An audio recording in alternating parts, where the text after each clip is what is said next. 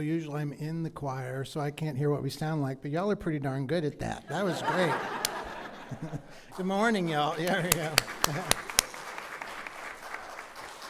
Welcome to Emerson Unitarian Universalist Congregation. We're very glad to have you here with us.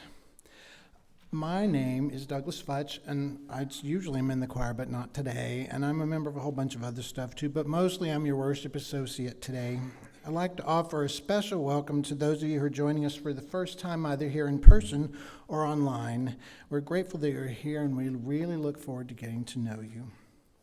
As a Unitarian Universalist congregation, we affirm the inherent worth and dignity of each and every person through anti-racism, anti-oppression, support of the LGBTQ plus communities, working for reproductive justice, voting rights, and other issues. As the world calls us to side with love, we seek to build a beloved community not only here but in our surrounding area. If you're viewing us online today, we hope to meet you soon in the future in person. For everyone here in person, you're invited to join us for social time following the service for light refreshments in our fellowship hall behind me. And then at 11:25, we'll talk about what's going to happen at the end. Please pay attention, though, to your order of service because there are some changes that are different for today. And now we pause to light our chalice as a symbol of our shared Unitarian Universalism faith. Cariana Cascade will light our chalice today. Our chalice lighting words are written by Jennifer McLaughlin. As the first hint of green begins to peek through the barren ground, as that little sprig grows into a healthy stem, as that stem grows into a stalk and forms a bud, as that bud slowly opens with each new day to form a yellow daffodil, let us be like that first hint of green, renewed by the warmth of the sun's rays, and ready to emerge with a new energy, ready to face the day. We light this chalice to bring a glimmer of that warmth into our space. And now, in the spirit of beloved community, let's greet and welcome each other to this new day as we share our congregational affirmation. We need not think alike to love alike. Please feel free to stand up and greet each other. And those in the online, please use the chat to introduce yourselves.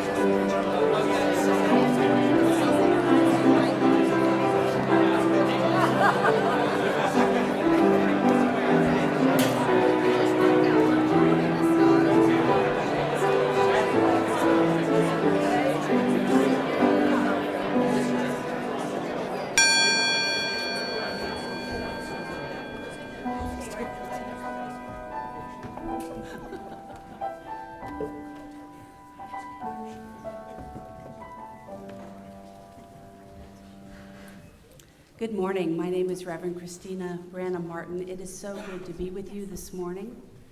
I see faces that are new and faces that I've met many times. It is so good to see your smiling faces. One of the things I wanted to let you know about is in the big rain and wind of a few days ago, one of our trees fell over. And you might have noticed as you drove in that the mailboxes were completely smashed. Well, there also was a tree that was blocking the whole drive, and that was right before the school that is above us needed to do carpool. So luckily, one of the staff persons went out into their storage bin and got their chainsaw, cut it up in big chunks and got it out of the way at least in time for carpool. And now the tree has been removed, and we'll have some repairs to do and but many of you had questions, and I wanted you to know what that was all about. Today is a special day. It's a day where we have the confluence of many different holidays. Passover is coming up, Ramadan has just ended, Easter has just ended, and spring is abound. I know that the yellow pollen made walkways for us in the last few weeks, and some of you have been feeling that. So my opening words this morning are about being on a journey together, which harkens to our story of Passover. These words by Deborah Hafner are, "We are on a journey. We didn't plan it. We didn't have time for the bread to rise. We might find ourselves in the wilderness, hungry and thirsty, doubting if we ever should have come. But look around. We are not alone. It is our journey together, a journey to better ourselves, a journey to better our world, and perhaps even a journey to a more promised land. And I say so today, with all my heart, may it be so." Let us sing together one of our hymns that has a tune that goes back hundreds of years for all that is our life. Number 128, and the words will be up on the screen.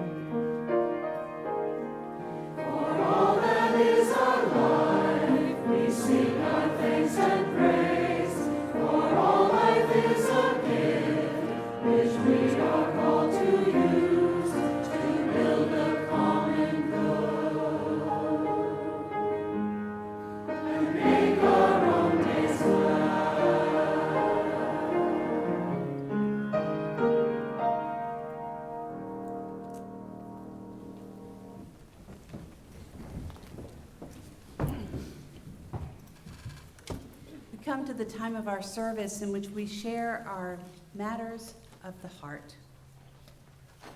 For this morning's ritual, we have water and we have river stones. The stones are smooth and they have weight. They are indicative of life's pleasures and times of ease, as well as the burdens and the feeling of heaviness often our sorrows carry us to. And the water receives these stones with ease and calmness. Each week, you are invited to write as you come in something that is on your heart, and you can also email it during the week to pastoralcare@emersonuu.org. And if you are online, I invite you now to recreate this at home, perhaps with a stone or a flower and a bowl of water. We begin each week with 3 stones.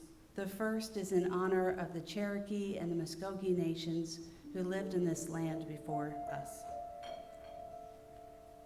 The second is for those who we remember who were enslaved here on this land and labored for so long. And for those hurting in current conflicts all around the world. And we have so many things to share today. The first is that Melanie LeMay is home with COVID, and we hope that she feels better soon. Susan Tomacek shares that Joseph Tomacek has come down with COVID but is getting better, and she hopes he heals swiftly, and that they are moving to assisted living soon. Nancy Bocella has a wonderful joy. She says, my son and daughter-in-law welcomed their 4th child on April 6th. Tessa Bocella was born 16 days early and weighed in at 9 pounds and 5 ounces.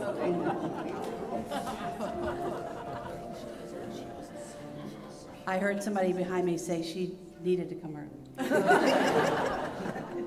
So Mom, Dad, and Tessa, and the 3 siblings are all doing well.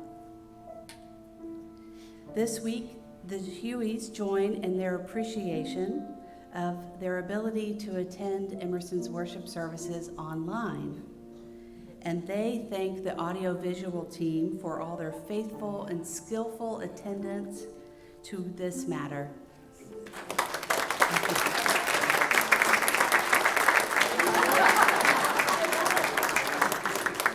We saw a couple of hands being waved up there from the AV booth. And that note was Judy and Gordon Allard. Gail Passo shares that she is sad and asking for prayers for Israel. Iran sent 100 drones and cruise missiles towards Israel, and she says, I am scared. Susan Allman writes, it's a great joy that I could work with Julie Kachi, Karen Butler, and Ed Cosper to get the rock garden started in the peninsula of our Emerson front parking lot. Thank you for all the digging and the rock finding and the placing. And Christy Ogle writes, what a joy to see and hear and be moved by our own marvelous musicians last night at the Waldo's Coffee House.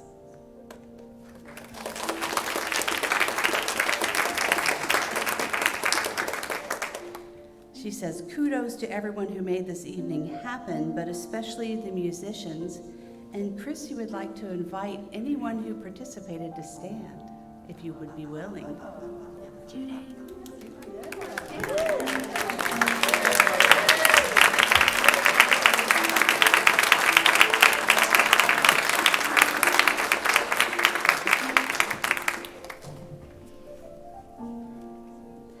Oh, this is a really big one to end with. Richard Crocker says, today my wife and I are celebrating our 50th wedding anniversary.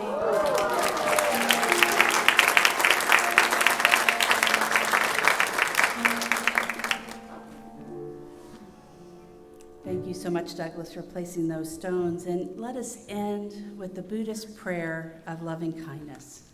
If you would read these words with me. May we all be filled with loving kindness. May we all be filled from harm and suffering. May we all be well in body, heart, and mind. May we all be at peace. Blessed be.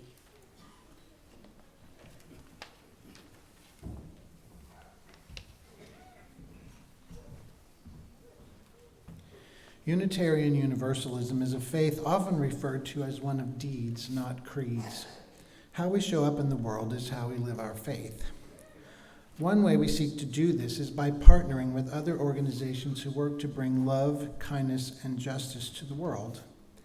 Each Sunday we collect financial contributions which are shared equally with our partner organization. This month we share our basket with Chattahoochee River Keepers. Their calling is to ensure there is enough clean water in the Chattahoochee River now and for future generations.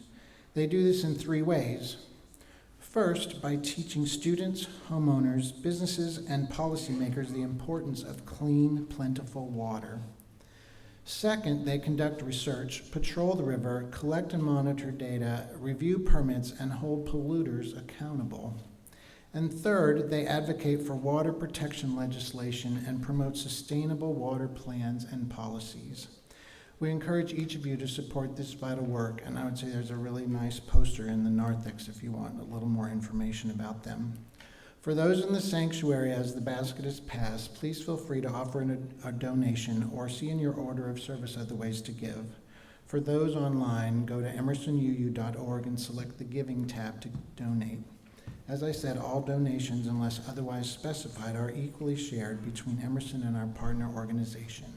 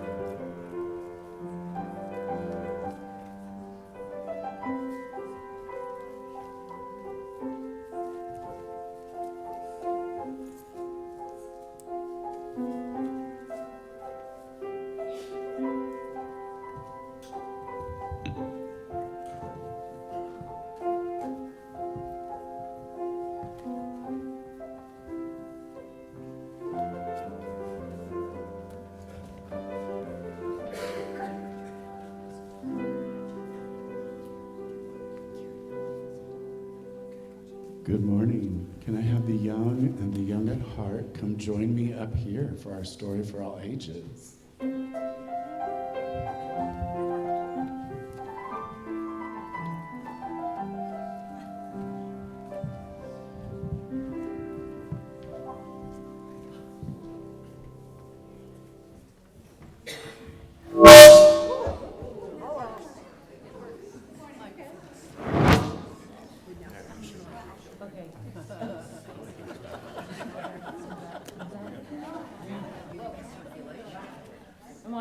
Am I on? Can everybody hear me? Yeah. Good. Everyone's Good. awake. Right. They're quite awake, including me. Good morning again. I'm Patricia, and I'm going to be reading a very wonderful story called Indigo Blue and the Garden City. The book is written by Kwame Alexander and illustrated by Jason.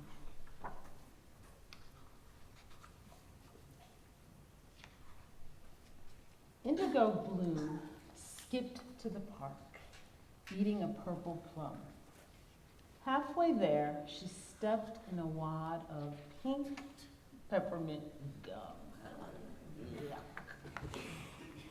Wiping her shoe, Indigo thought, I'll tidy up my street. I'll pick up trash, recycle cans, and make the sidewalk neat.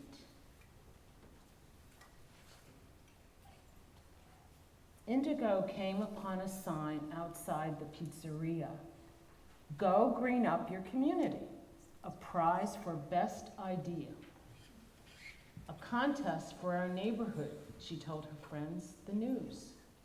Let's start a rooftop garden club. There's no way we can lose. Ugh.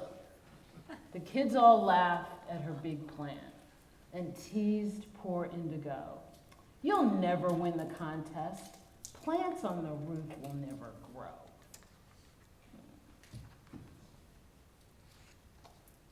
Feeling blue and kind of sad, she wandered to the park to chat with her favorite maple tree, Professor Woody Bark.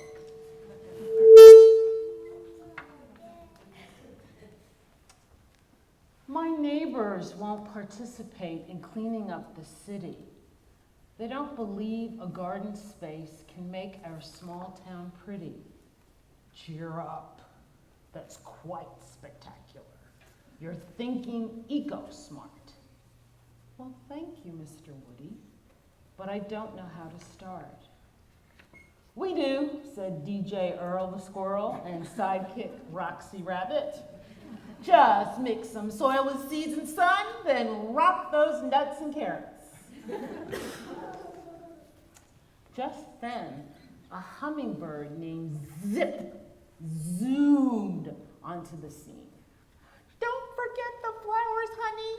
Nectar's my cuisine.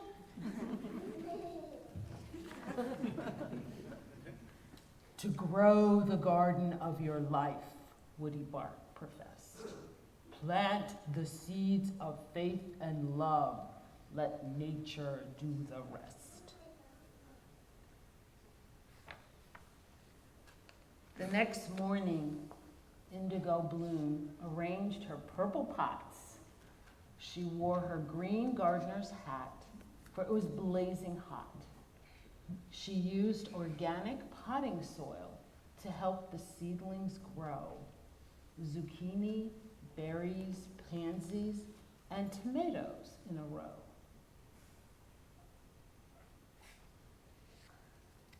In just 1 month, the garden grew. Kids came from near and far to witness climbing beans so tall they almost touched a star. To celebrate the contest day, Indigo threw a jam with music, dance, and lemonade, plus heaps of greens and yams.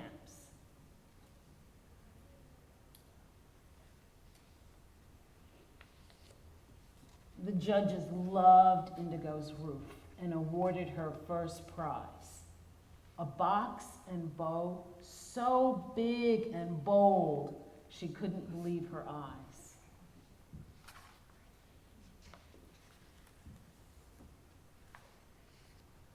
Indigo won a purple bike.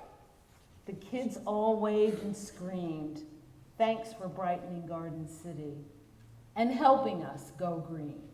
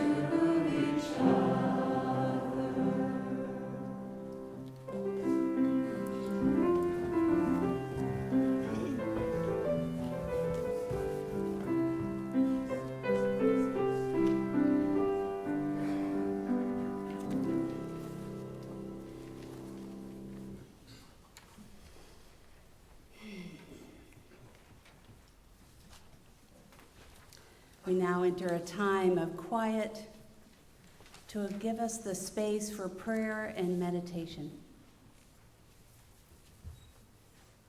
Prayer can be thought of as a way to bring our consciousness of our highest hopes for ourselves, each other, and the planet.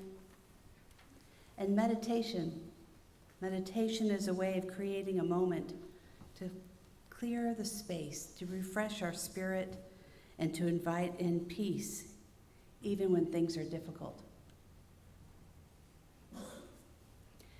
As I watched the news the last day, this prayer came to mind.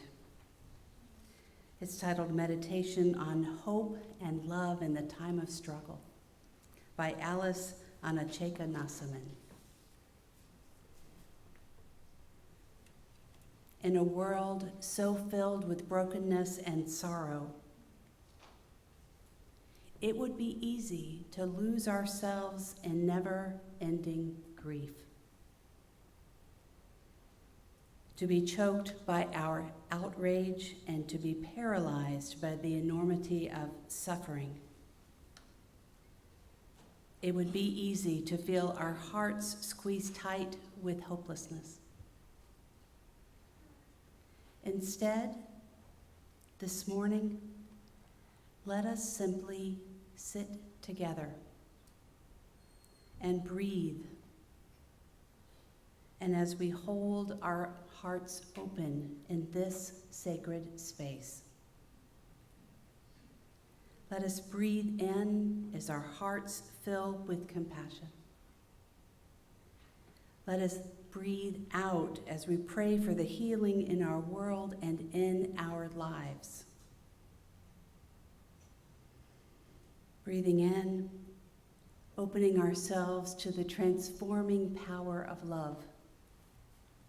Breathing out as we pray for peace in our world and in our lives.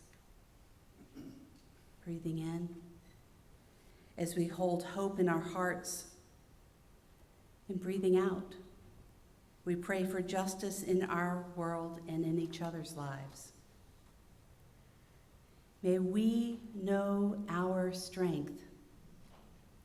May we be filled with courage. May our love flow out from each of us and into the world. Breathing in, we are the prayer. Breathing out, we are the healing. Breathing in, we are the love. Breathing out, we are the healing and the peace. May we know our strength. May we be filled with courage, and may our love continue to flow outward. May our fears be quelled by this love. Amen, and blessed be, and may it ever be so.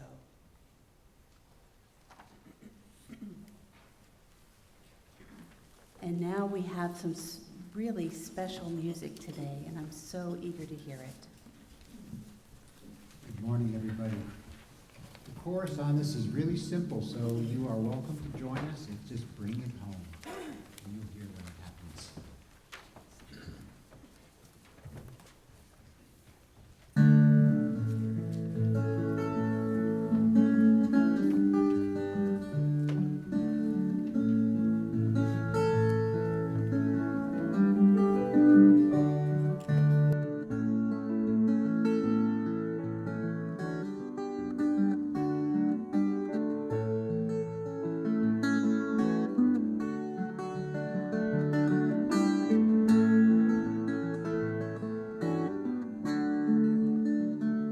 Give love, if that is what you need, and share truth, if that is what you hear, and shine bright. If you're standing in the dark, bring it home, bring it home, bring it home, bring it home. Give yourself the freedom to be you. Bring bread to share with everyone. Love right. It all comes from within. Bring it home, bring it home, bring it home, bring it home. What we give, we get in return. There is no shortage of love. We get so afraid of letting go. Just release that snow-white dove and bring it home, bring it home, bring it home, bring it home.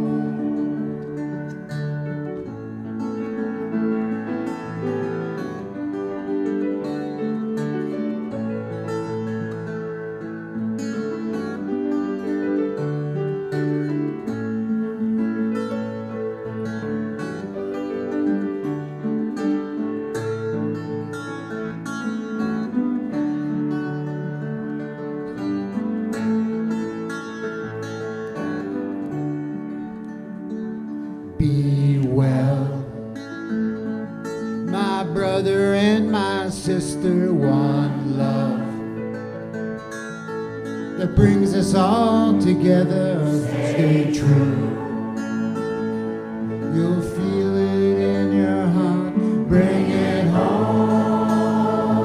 Bring it home. Bring it home. Bring it home. Bear witness to those who find no justice. Share a roof to one without a home. Bring hope to a stranger feeling hopeless. Bring it home. Bring it home, everybody. Bring it home. Bring it home. Give love. If that is what you need. Share truth. That is what you hear. Shine bright. If you're standing in the dark, bring it home. Bring it home. Come on. Bring it home. Bring it home. Bring it home. Bring it home. Bring it home. Bring it home.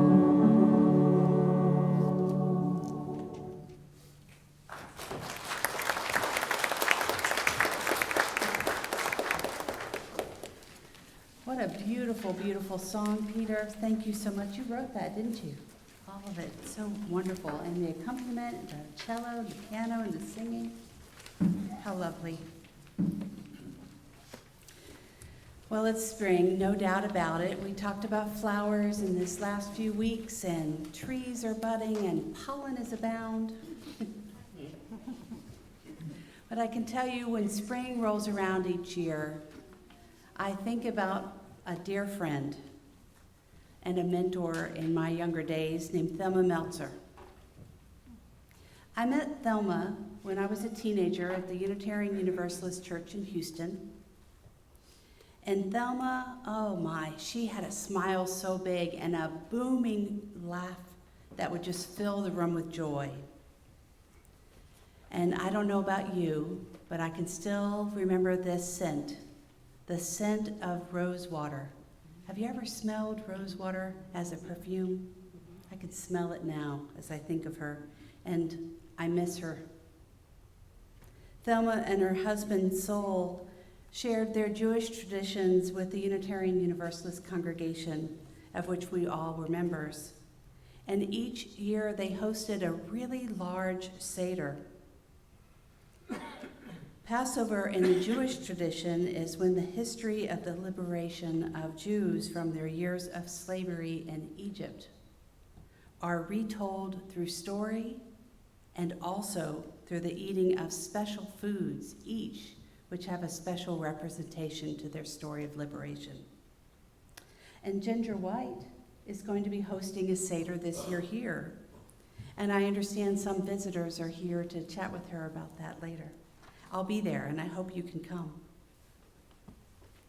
Well, Passover happens every spring in March or April, depending on the cycles of the moon. And this is a special time in the Jewish New Year.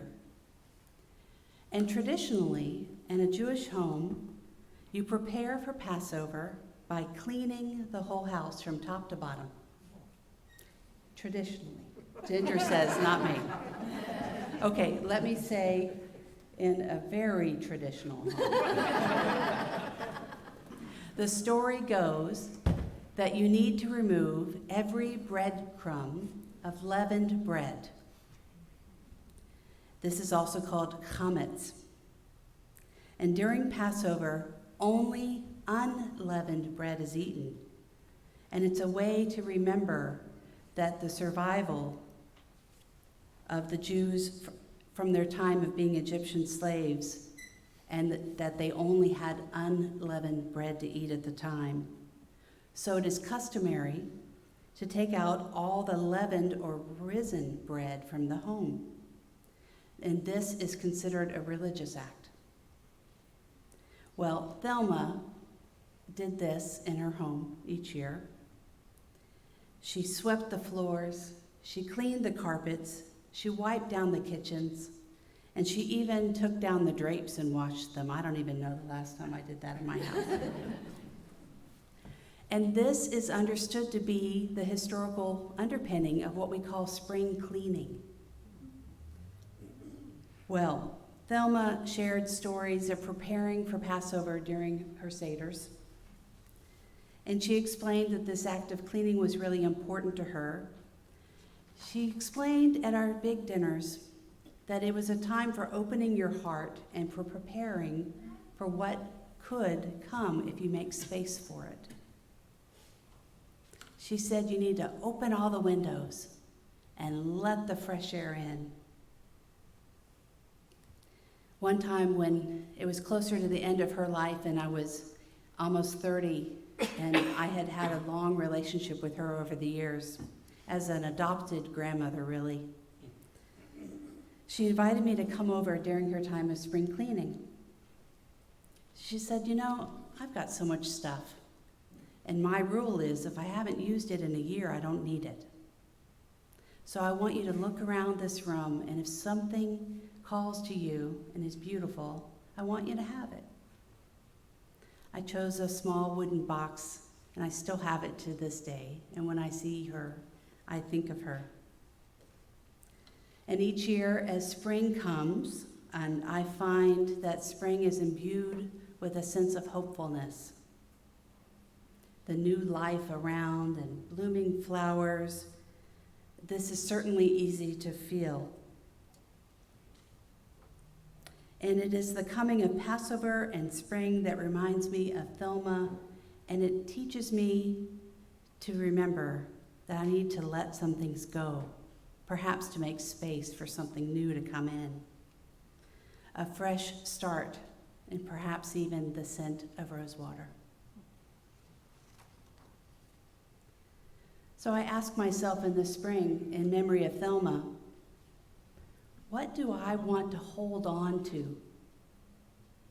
And perhaps, what do I need to let go of? Maybe this is as simple as cleaning out the cupboards and the closets and getting out all those breadcrumbs.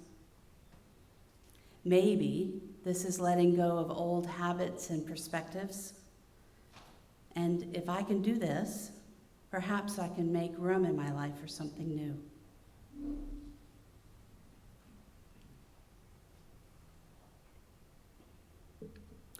Another time in the spring, I was letting go and making room for something new. I was in the process of moving through the grief after the death of my mother. She died in the month of March, and this is when I was living in Texas and the wildflowers were blooming.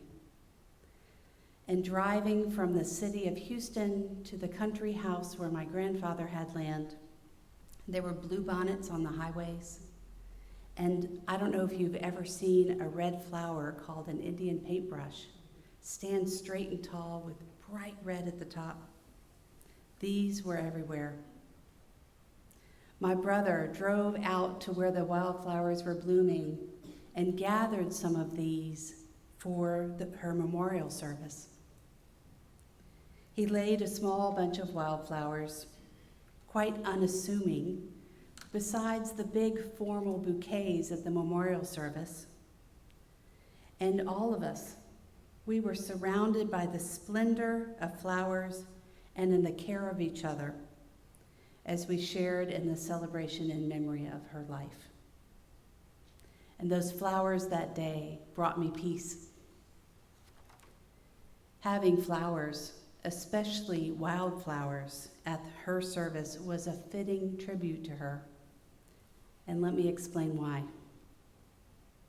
My mother never mowed the lawn. Instead, she grew a big lawn of wildflowers each year. Now, she lived outside of a city where there was an HOA, so she was allowed to do this. But each year in that lawn of wildflowers, she gave space to the birds and the butterflies and the wasps and the snakes. All the things that come along with nature, leaving it alone. And then, when they got high enough, usually about waist high, she would take her weed eater, and she would use the weed eater to cut a path and make a labyrinth. And she would walk that in the morning in her meditation. Some years, it would be a full circle in to the middle. And other years, it would zigzag around. But every year she did this. I have a picture of one year. It's not the best picture. But if you could put up the first picture, Diane. It's a little fuzzy. But you can see the path, can't you? Yeah. Thank you. I wish I had better pictures of this annual creation. But sometimes that's what happens in death. You just never know when the last time will be that you see something. And I learned so much about ritual and meditation from her, and I miss her. Thank you. Well, as the memorial ended, many of the bouquets went home with family and friends, yet there were so many more left. And I wasn't sure what to do with them all. And we had to move them. And with no particular plan, I loaded them all into the back seat of my car. And this car happened to be my mother's car that I had just inherited. And my plan was to drive it from Texas to Georgia so that my older daughter could have a car to drive. And the next morning, my adventure was to start. So I put water in the vases to keep them fresh during the night, and I went to bed and woke up in the morning with a plan to visit friends along the way. And my car was filled with the scent of roses and lilacs and rosemary. And here's a picture of my back seat. Can you imagine the smell of those lilies? So in the morning, I woke up and I set out on my journey, and it was a beautiful spring day. I was carrying my grief with me, but I wanted and needed to make room for something new. So I had made up a ritual for me. A ritual for me and this car full of flowers. This is how it went in my head. In my head, I imagined driving down the highway and leaving flowers behind me on the path. And it seemed like a good idea. Well, I got out of town, I was on the road, and I had rolled down the windows for this lovely spring day. I had chosen to start with a few stems of roses, and I threw them out the window. Well, out they went, and whoosh, they landed on the side of the road like litter. And that didn't feel right at all. So I had to rethink my plan. So I later gathered a few more flowers, and I decided to throw some out the driver's side window and have them land on the road. But then I looked back and saw another car just roll right over them. This ritual of mine of beauty is not working, I thought. Well, soon after I had to stop for a bite to eat and get some gas. And I was at the drive-through window, and an idea came to me. As I approached the window to pick up my food, I took some flowers out of a vase, so they were in a nice, pretty bundle. And I said, "Do you have someone in your life that you could give some flowers to today?" And the person said, sure. So I explained that they were for my mother's funeral, and in an effort to spread love into the world, I handed this bunch of flowers to the person at the window. And their eyes lit up, and I brought some joy to the moment. So I later stopped for some gas and shared some more flowers with somebody on the other side of the pump with surprise. And I said, do you have someone at home you can take these flowers to? And he said, why, yes, I do. So that became our new ritual, spreading love and joy and the scent of flowers along the way. I surprised myself by speaking to strangers, and I surprised them too, I think. But this ritual was healing my heart, and it was helping me make room for something more than grief. It had made room for celebration and joy.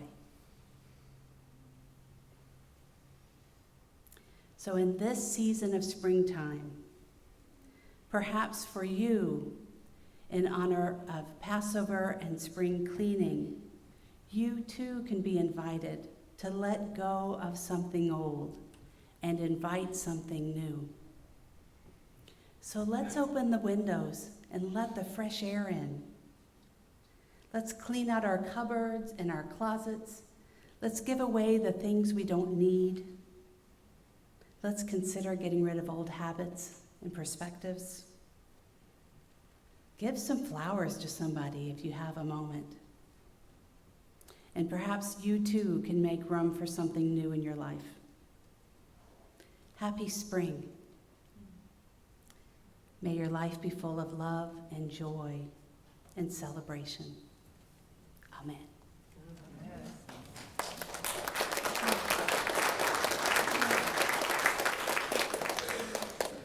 Well, one of the things I want to acknowledge is that as I come to you this year as a newer minister to you, I also have brought lots of new songs.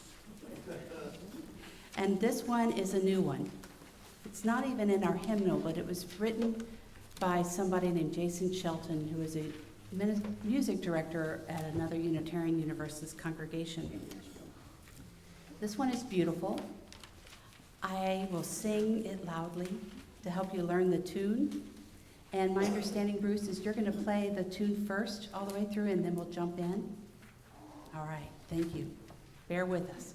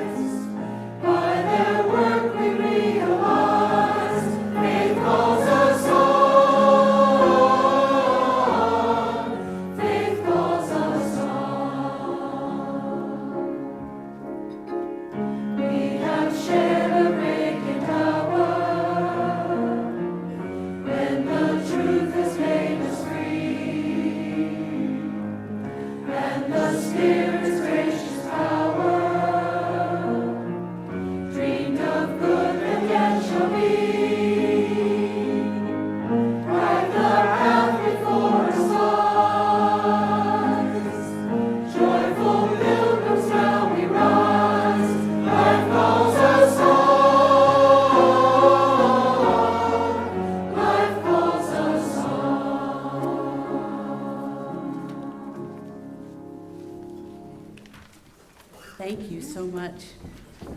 I had a couple of typos in there when I made those slides. I'll fix them for next time because you sounded great. Kiriana, would you come up and help me put out the chalice? Take courage, friends, for the way is often hard. The path is never clear and the stakes are very high. Take courage, for deep down there is another truth. You are not alone. We extinguish this chalice, but not the light of truth, the warmth of community, or the fire of commitment.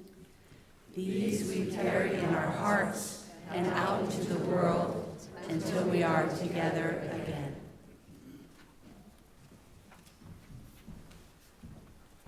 Just a few quick announcements before we depart. First, a reminder that our pledge campaign is still going on. You see our wall shooting to the stars, isn't that where we're going this year?